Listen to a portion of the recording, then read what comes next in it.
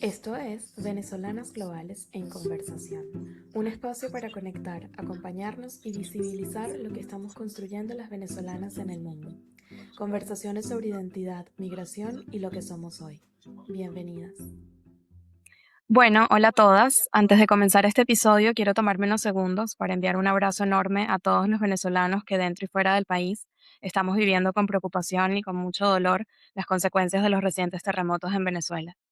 Hoy la palabra reconstrucción, que tanto usamos en este podcast, adquiere un significado mucho más literal. Una vez más, nos recuerda la fuerza y la capacidad que tenemos de acompañarnos, incluso en los momentos más difíciles. Cuando decidí crear Venezolanas Globales en Conversación, lo hice convencida de que necesitábamos un espacio para escucharnos, para conocernos y para reconocernos, porque el país no es solo un lugar. El país somos las personas que lo construimos, lo amamos y lo llevamos con nosotros, estemos donde estemos. Ahora sí, bienvenidas a este especial de Venezolanas Globales en Conversación. Y bueno, después de estos días tan difíciles tras los terremotos, queríamos seguir encontrándonos y aprendiéndonos como comunidad. Y por eso quisimos abrir este espacio, para escuchar a personas que desde distintas disciplinas y experiencias pueden ayudarnos a comprender mejor, sobrellevar y encontrar formas concretas de acompañar, de cuidar y reconstruir. Y hoy vamos a hablar de quienes viven estas situaciones de forma distinta, probablemente, que son los niños, las infancias. Y cuando ocurre una emergencia como esta, creo que aparecen muchísimas preguntas. ¿Qué les decimos? ¿Qué no les decimos? ¿Es mejor protegerlos de las noticias o es mejor hablarles? ¿Cómo acompañamos a un niño que perdió a alguien? Y todo con el condimento adicional de estar en la distancia. Y para ayudarnos a responder estas preguntas, hoy nos acompaña Ana Lisset Rangel, psicóloga, docente, investigadora de la Universidad Central de Venezuela, con más de 30 años de experiencia en psicología del desarrollo, crianza, educación y acompañamiento a familias. Además, es fundadora de Punto Crianza, un espacio dedicado a brindar herramientas prácticas para madres, padres y docentes. Ana, bienvenida y muchas gracias por estar Gracias, acá. muchísimas gracias, Nebraska, por la invitación y por la oportunidad de hablar de este tema tan sensible y que nos afecta tanto dentro y fuera del país. Hola Ana, bueno, empecemos por el principio. Nos ha costado un poquito por la conexión, pero es importante el contenido. La primera pregunta que tengo es Sí. cómo viven los niños o los más jóvenes, ¿no? Todo este tema cuando pasa una emergencia y en concreto, por supuesto, un terremoto.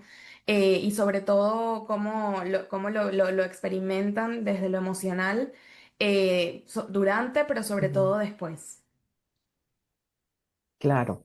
Bueno, cuando ocurre una emergencia como esta, evidentemente la tragedia produce reacciones inesperadas,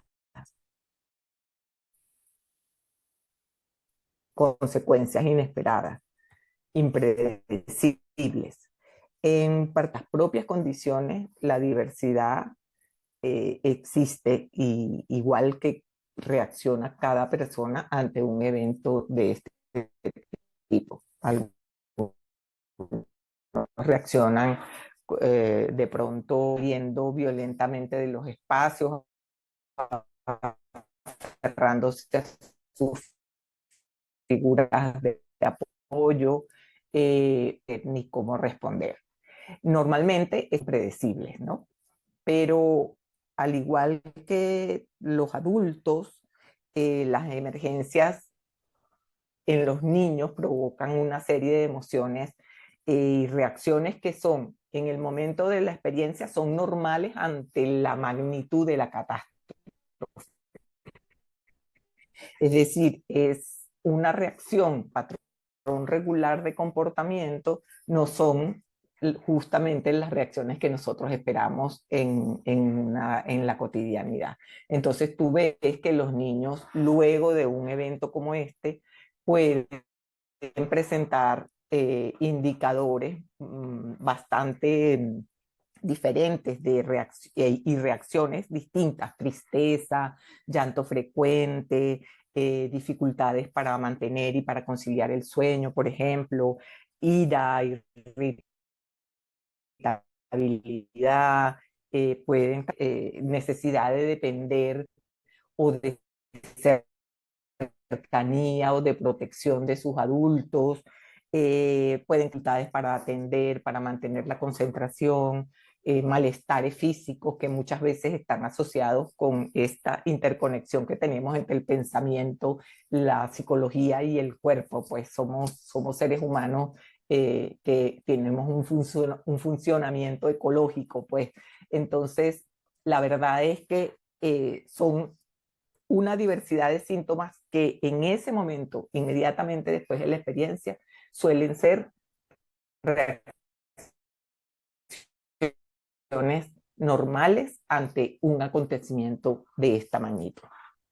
Ana, No sé si quieres, tú sí, no, no, pregúntame, interrúmpeme está perfecto, está para perfecto. poder hacerla más fluida. Sí, no, Ajá, y acá, bueno, sí, obviamente hay sí, muchas dudas a raíz de eso también, ¿no? Sobre todo en qué decirle, cuánto decirle, cómo decirle, ¿no?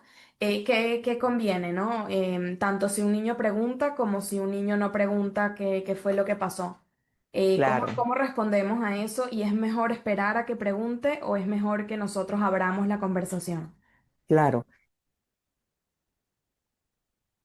Respuesta de la primera parte, con una distinción entre lo que es la primera infancia y la edad escolar y la diferencia de comportamiento con adolescentes, por ejemplo.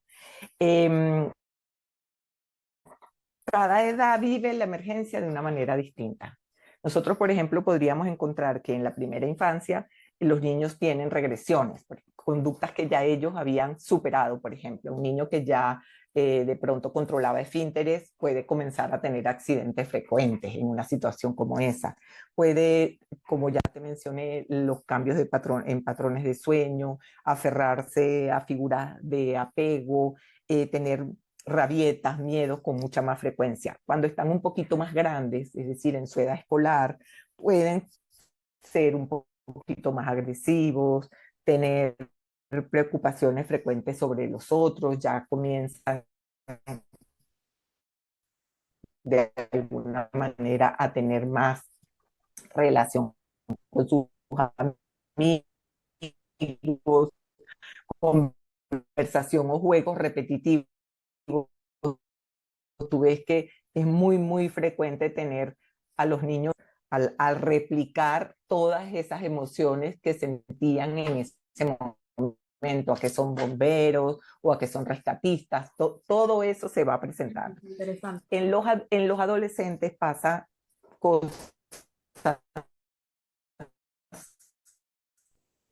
diferentes, sentimientos de culpa, pueden desesperanza, pueden sentir aislamiento social y emocional, pues en las conductas riesgosas, por ejemplo, en los adolescentes se incrementan, actitudes desafiantes pueden tomar parte de formar parte de su comportamiento en este momento. Entonces, ¿qué es lo que sucede? Todas estas reacciones son reacciones, como ya te dije antes, normales ante estos acontecimientos, pero eso no quiere decir que después, pasado un tiempo suficiente como para que eso de alguna manera vaya adaptándose a las nuevas condiciones, cuando el niño o el adolescente comienza a normalizar la manera en la que funciona la vida, si esas dificultades perduran, allí es el momento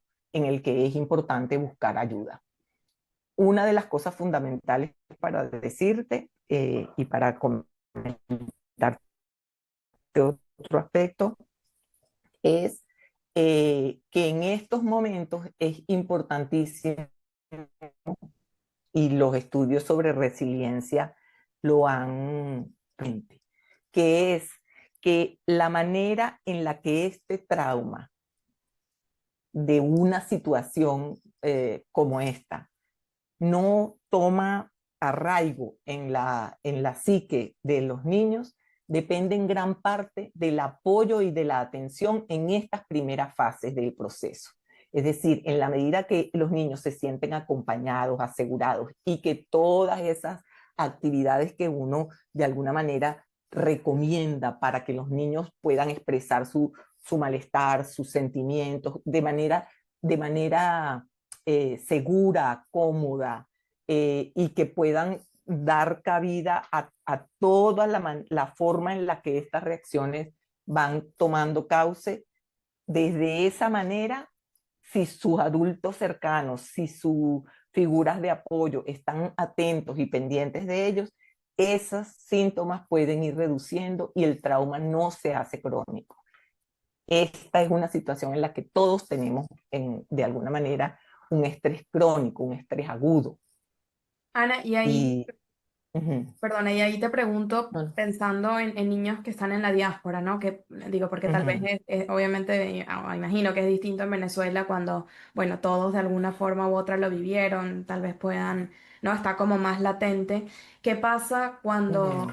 cuando, ¿no? O sea, lo veo uno como adulto bueno, que la vida sigue tal vez más rápido, más inmediatamente de lo que sigue emocionalmente para uno, ¿no? Pero ¿cómo viven los niños eso cuando, no sé, en el colegio tal Uh-huh. vez los compañeritos ni se enteraron, Sí. o si se enteraron, bueno, tal vez fue algo muy lejano que escucharon? No sé, ¿vale la pena avisarle, por ejemplo, a las maestras o al colegio en sí mismo? ¿O vale Uh-huh. más la pena, que es lo recomendable, tal vez que se quede unos días en casa en donde todo el entorno esté tal vez mucho más sensibilizado con lo mismo que él puede o ella puede estar viviendo? Y también lo pienso pensando en culturas en donde tal vez las Uh-huh. emociones se expresan distinto a cómo se expresan en casa. Cuéntame un poquito Sí, de eso. claro, ¿Cómo hacer que no se sienta solo claro. cuando no Te está en comento, Venezuela? claro, claro. Sí, esto adquiere un significado importante tanto para los niños como para los adultos. Me habías preguntado si es importante y luego te contesto en particular, pero lo voy a hilar. Me habías preguntado si uno debe hablar de eso con los niños o no. Siempre es fundamental decir la verdad. En estas situaciones es inevitable, y menos con la globalización y del conocimiento y de las comunicaciones, que ellos no vayan, es imposible que ellos no vayan a enterarse que algo sucedió. Y ocurriese en Venezuela u ocurriese en otra parte del mundo, esas cosas al final van a llegar a ellos de alguna manera. Entonces, lo más seguro y confiable es que sus adultos cercanos le respondan, evidentemente, si tienen inquietud o les informen, porque de algún momento en algún momento va a enterarse de la noticia. Es decir, si sabemos, si nos enteramos de manera intempestiva que ocurrió lo que ocurrió y ellos estaban presentes, pues evidentemente hay consideraciones que hacer. Los niños no deberían, por ejemplo, estar expuestos de manera frecuente a escenas de tragedia y mucho menos si están parientes, amigos aquí en Venezuela, si conservan amigos aquí en Venezuela, porque el duelo puede de alguna manera sentirse de una manera muy brusca. Es importante que sí, que tú como adulto, como padre, le informes, mira, ocurrió una tragedia, un terremoto, sin tratando es decir, estar calmado tú antes de notificarlo, si es posible, porque depende también de cuál sea el vínculo que tengas o que conserves con el país.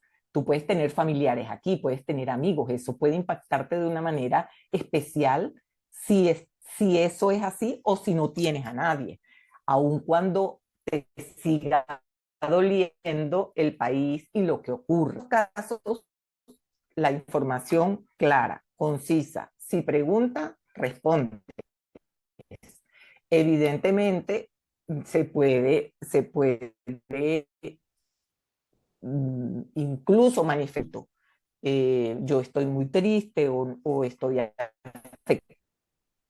afectada, pero que él sepa, porque tú vas bien. Y en la medida que él entienda también que el duelo puede ocurrir, pero que él no va a perder tu afecto, ni tu atención, ni tu cuidado, en esa medida él va a evolucionar bien.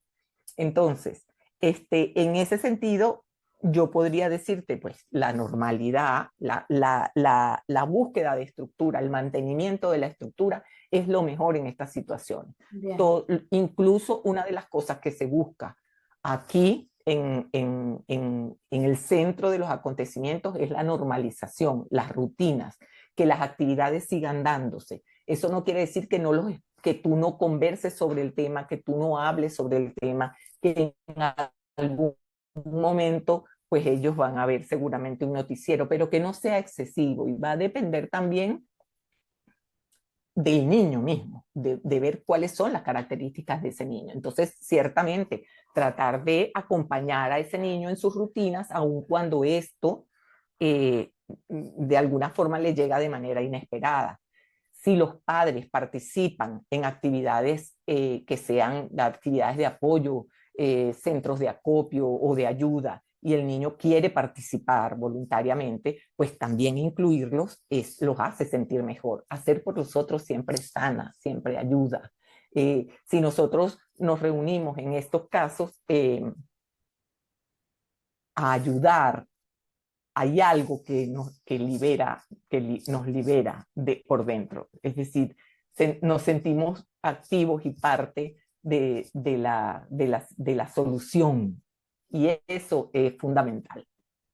Hermoso, Ana, me quedo con eso que dijiste y lo voy a Mm, repetir. Hacer por los mm, otros siempre sano, siempre ayuda. sí, Qué sí, sí, importante. Y creo que también otra cosa que rescato de lo que acabas de decir es la importancia de volver a las rutinas como forma de mm, procesar, ¿no? De metabolizar de sí, algún modo lo que pasó.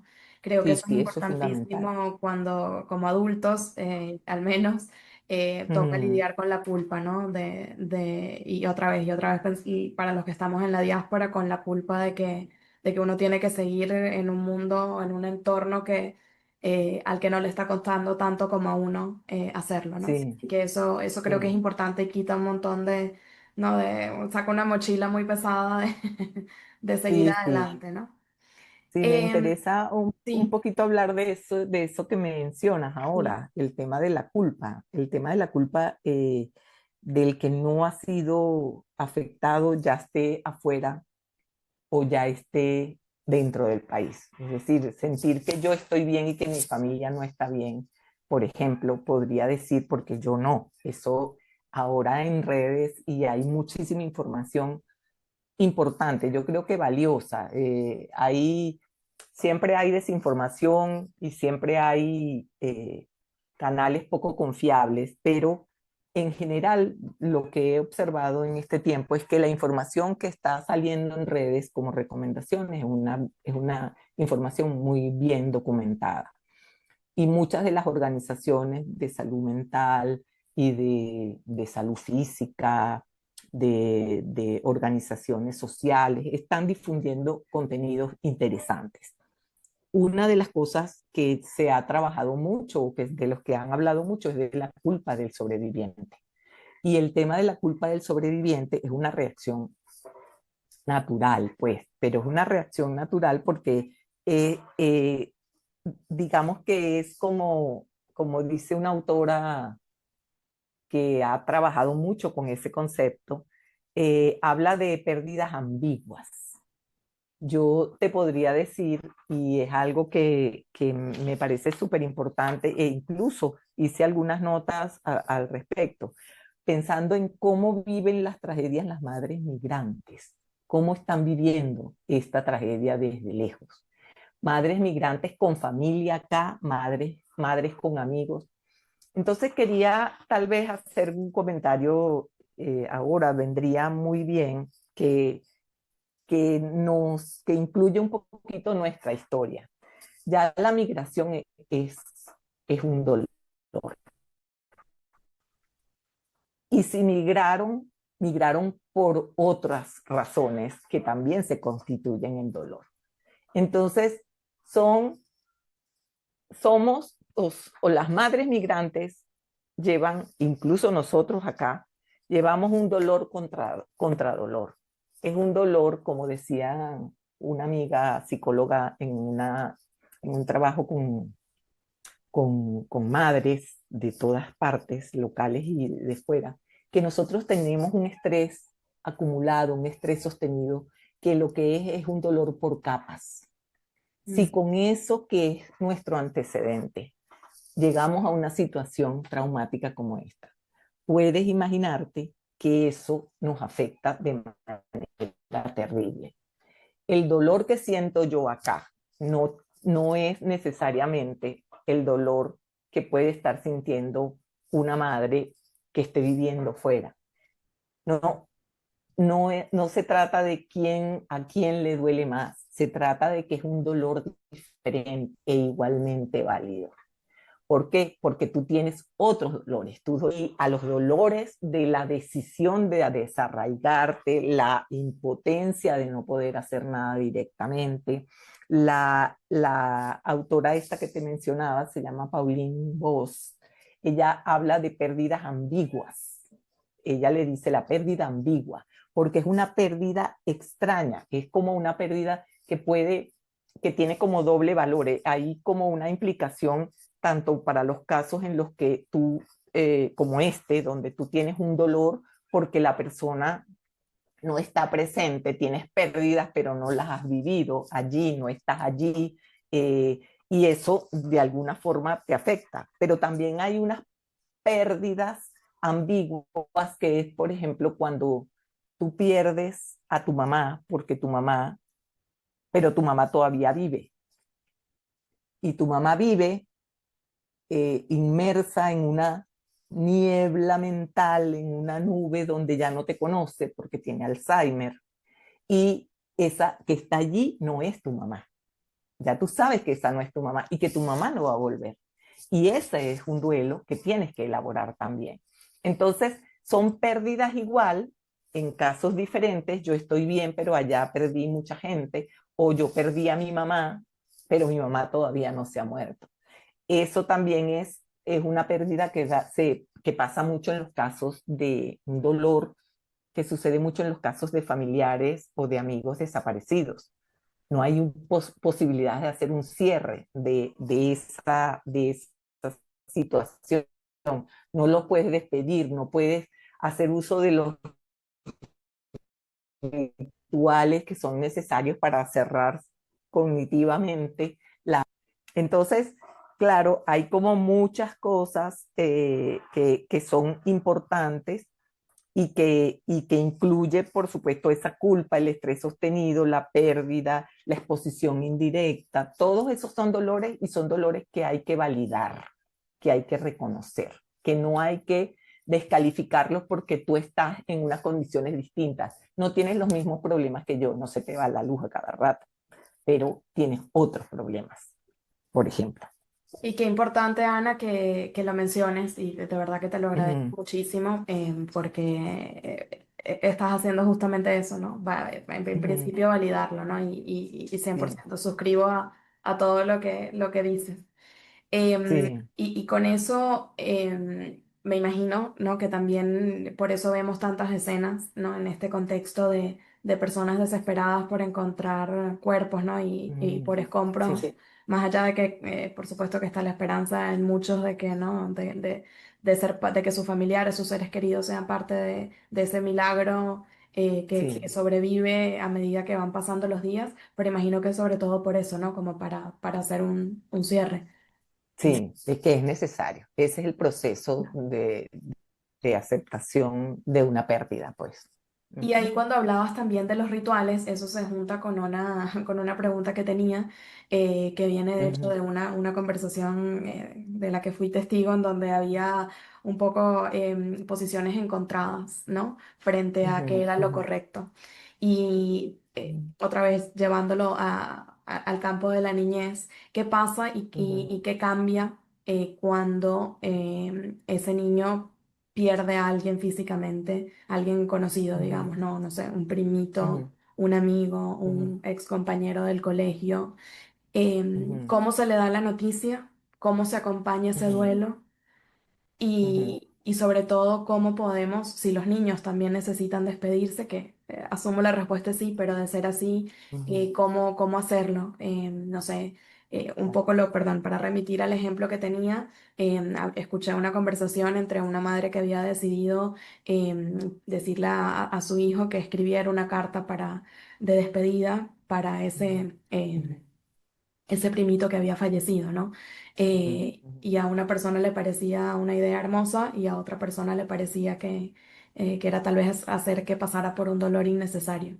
¿Cuál es tu mirada como profesional con respecto a eso? Con respecto a eso. Mira, ciertamente los niños, al igual que los adultos, tienen que pasar por ese proceso y ser acompañados en todas las instancias. Nosotros en la primera fase, o sea, se habla del duelo como un proceso que lleva varias etapas que no necesariamente se cumplen en un orden particular. Este, todo el proceso de shock, primero de la impresión y del impacto, acompañado por fases de rabia y de incomprensión de lo sucedido. Luego viene una parte como de naturalización, de aceptación y ciertamente hay una necesidad que yo defiendo, que es entender que los niños son, eh,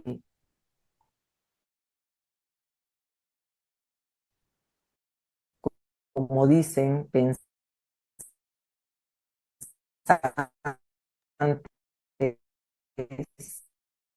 Perdona, y Ana, que sintientes.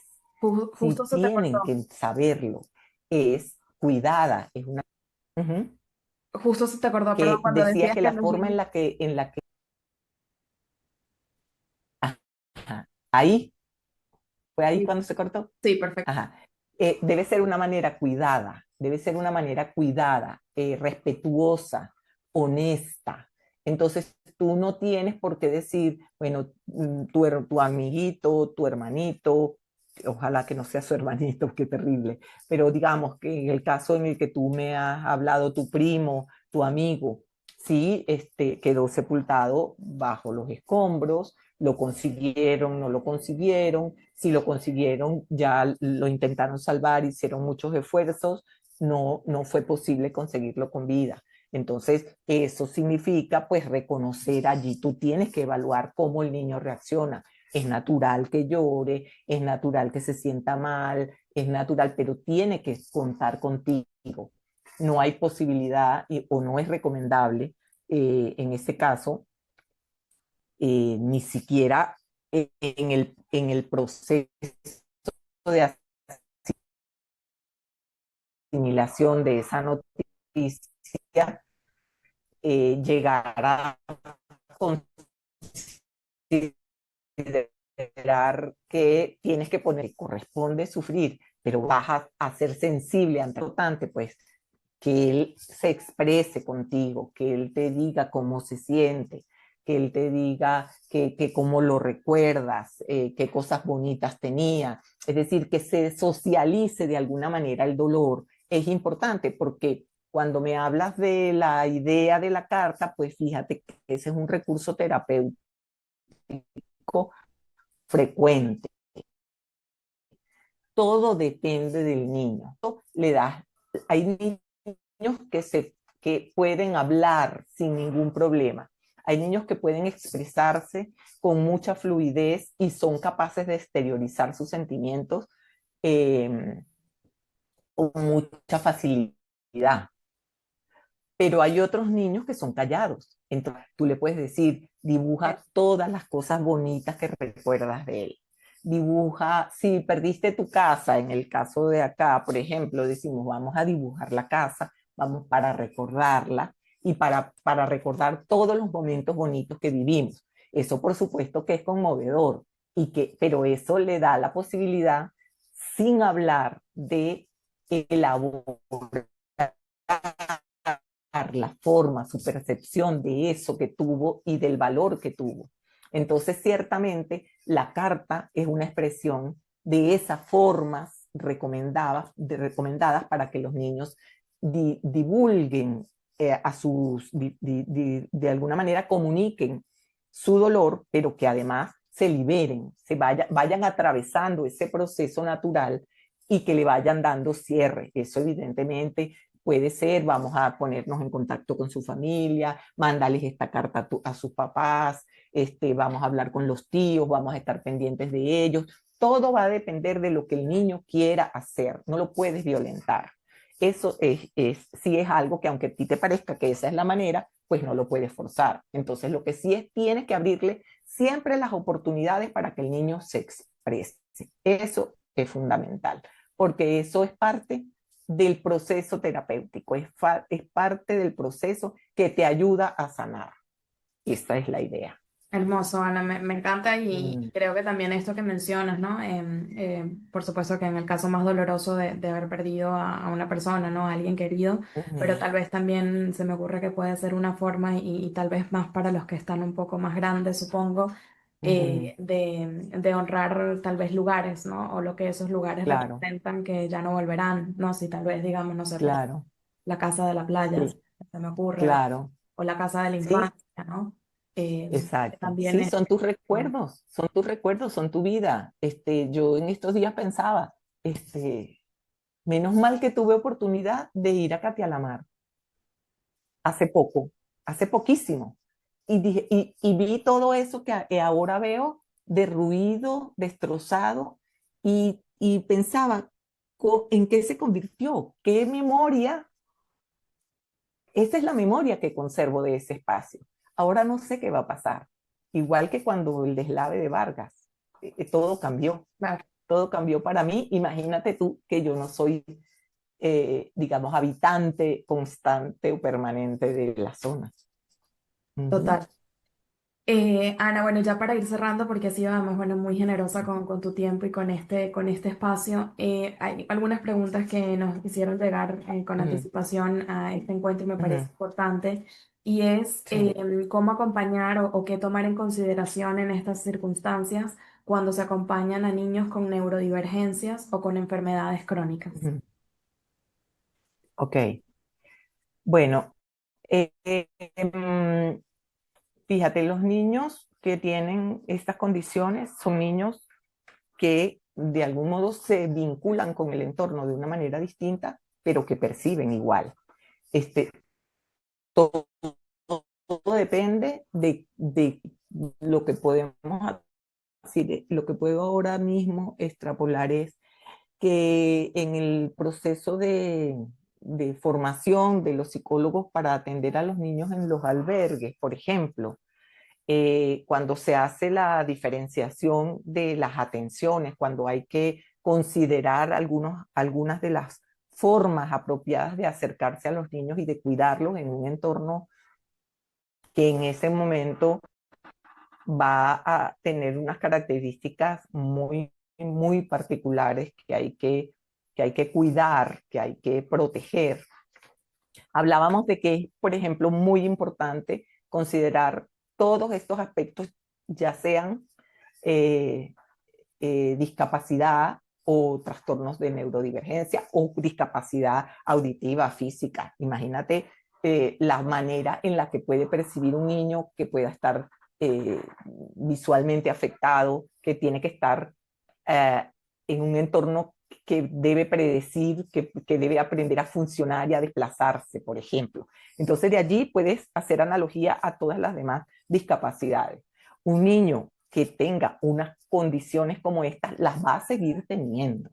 O sea, en principio sabemos que ese niño va a presentar una lista, un cuadro de necesidades que va a ser exactamente el mismo, pero que ante estas circunstancias, sobre todo, va a ser necesario que tengamos una máxima alerta. ¿Por qué? Porque el niño que tiene, por ejemplo, está dentro del espectro autista necesita predictibilidad, necesita tener rutinas, necesita tener estructuras, porque eso le da seguridad, necesita tener espacio y que la ansiedad o la angustia de no contar con esos espacios seguros o con el espacio seguro que lo perdió, si es que está en un espacio como este, va a necesitar buscar la regulación a través de ciertos mecanismos. Y esa regulación va a buscarla posiblemente en sus estereotipias. O sea, un niño con TEA seguramente tiene conductas que lo ayudan a regularse y en ese caso,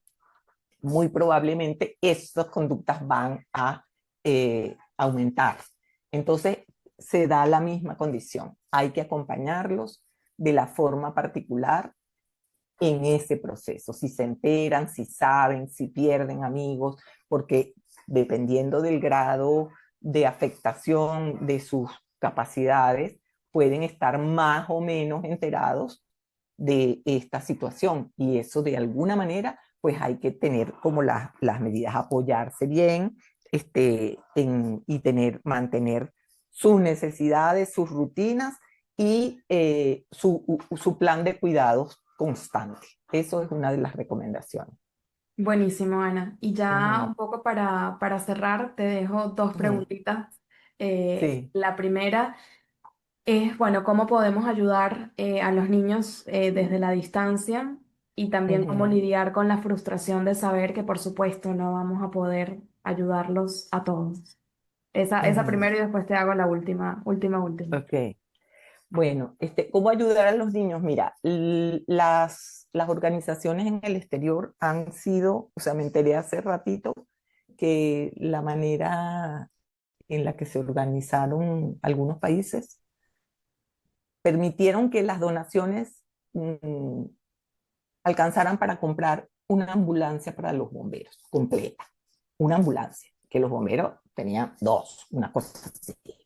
O sea, la verdad es que hay yo tengo incluso como dos enlaces allí que te puedo pasar luego y tú no sé si lo puedes compartir por Sí, algún lado. No es una promoción, la verdad, pero son como algunos sitios o unas plataformas, y en todo caso va la recomendación, de buscar esas plataformas que dan posibilidad de hacer donaciones a particulares responsables, es decir, hemos nosotros acá recibido ayudas que van directamente a organizaciones o a personas que lo necesitan. Por ejemplo, Fundana hace un trabajo maravilloso y sabemos que en particular pues eh, puede ser segura, garantiza que la ayuda llegue directamente a quien necesita. Secodad, por ejemplo, tiene también programas donde está recibiendo apoyo para todo el trabajo que desarrollan. Entonces, hay muchísimas iniciativas, plataformas que incluso van monitoreando el tipo de necesidades que se requieren y ya, así como la necesidad de hoy no va a ser la necesidad de mañana. En un momento, todo lo que se necesita era ropa, ahora ropa ya no se necesita, se necesitará para más tarde, de aseo y de higiene y ropa interior limpia para hacer llegar a los niños ropa internet, yo estoy leyendo aquí, ropa interior limpia que pudiera serles útil. Entonces, les recomendaría buscar, si quieren, esas distintas maneras de ayudar, pero también buscar maneras de aliviarse en esas tareas de fortaleciendo el sentido de pertenencia en los sitios en donde están. Porque, por ejemplo, esa sensación de que no están haciendo lo suficiente, de que están en un lugar donde no hacen suficiente, búsquense a sus compatriotas, a las organizaciones de migrantes venezolanos que haya allá. Seguro que hay movimientos donde pueden nutrirse de información de este tipo y evidentemente es algo que debemos aceptar. No podemos ayudarlos a todos, pero podemos hacer algo importante y estar atentos en el tiempo. Ahora las ayudas ya han ido mermando y más adelante se van a necesitar fuentes de ingreso que permitan que los trabajos que hacen organizaciones no gubernamentales y grupos organizados de apoyo que no tienen interés comercial